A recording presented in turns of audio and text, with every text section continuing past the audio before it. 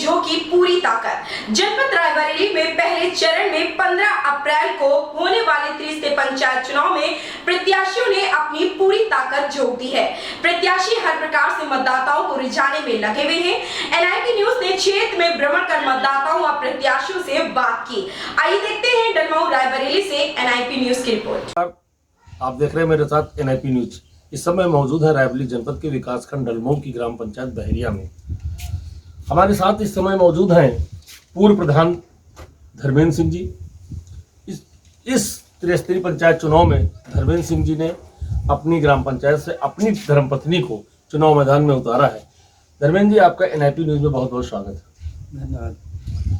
धर्मेंद्र जी, इस पंचवर्षीय से पूर्व जो पंचवर्षीय थी उसमें आप ग्राम प्रधान थे। इस पंचवर्ष अगली बार सीट आपके यहाँ आरक्षित हो गई थी, अब की बार अनारक्षित है। आप चुनाव मैदान में हैं, जनता के बीच में जा रहे हैं, कितना आपको जनता से सहयोग मिल रहा है? जनता से मुझे भरपूर सहयोग मिल रहा है। सारी जनता कह रही है कि आपके किए कार्यों को आज भी जनता याद कर रही है। और जनता हमें कह रही है कि आप पुनः भारी मतों से जीतेंगे।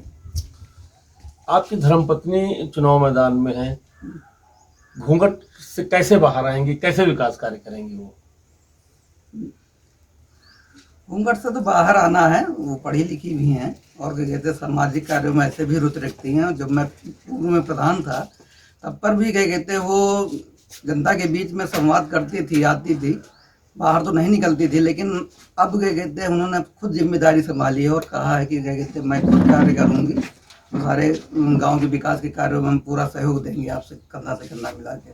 5 वर्ष पूर्व आप ग्राम प्रधान थे, अभी इन 5 वर्षों के बाद फिर आप पुनः ग्राम पंचायत के अध्यक्ष के लिए चुनाव लड़ रहे हैं। अभी गांव में कितना विकास नहीं, मतलब 70 साल हो गए, इससे ज्यादा लगभग हो गए देश की आज़ादी के। अभी भी आपको क्या लगता है, क्योंकि आप पढ़े लिखे योग्य व्यक्ति हैं, आपको क्या लगता है कि अभी भी गांव और शहर में इतनी दूरियां क्यों हैं? देखिए, गांव में एक्चुअली कुछ शिक्षा का अभाव रहता है। उस वजह से दूसरा रीजन होता है कि रोजगार की समस्या है यहाँ पे।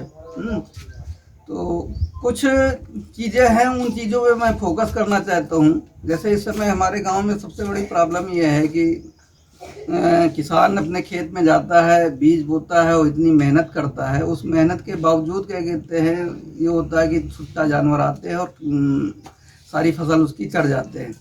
तो किसान इस समस्या से बहुत ग्रसित है। और इस बार वो मेरा प्लान है कि अगर मैं प्रधान बना तो मैं एक गांव को एक बढ़िया से बढ़िया गौशाला देने का प्रयत्न करूंगा।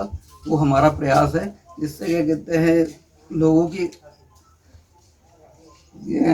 खेती की समस्या, जिससे अनाज बीज बोते हैं, वो समस्या दूर हो सके।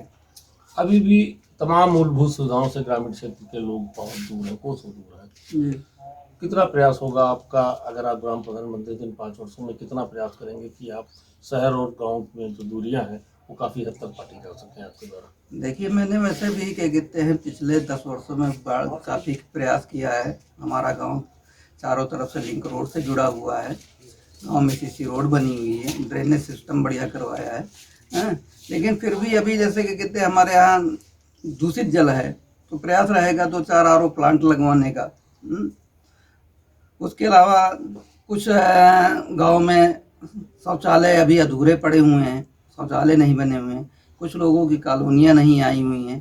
तो उन सबका प्रयास रहेगा कि सारे लोगों को कॉलोनियों से संतृप्त कर दिया जाए और शौचालय से संतृप्त कर दिया जाए और उनके रोजगार मुहैया कराने के साधन भी ढूंढे जाए। उन चीज़ों में मैं लोगों को लगाना चाहता हूँ।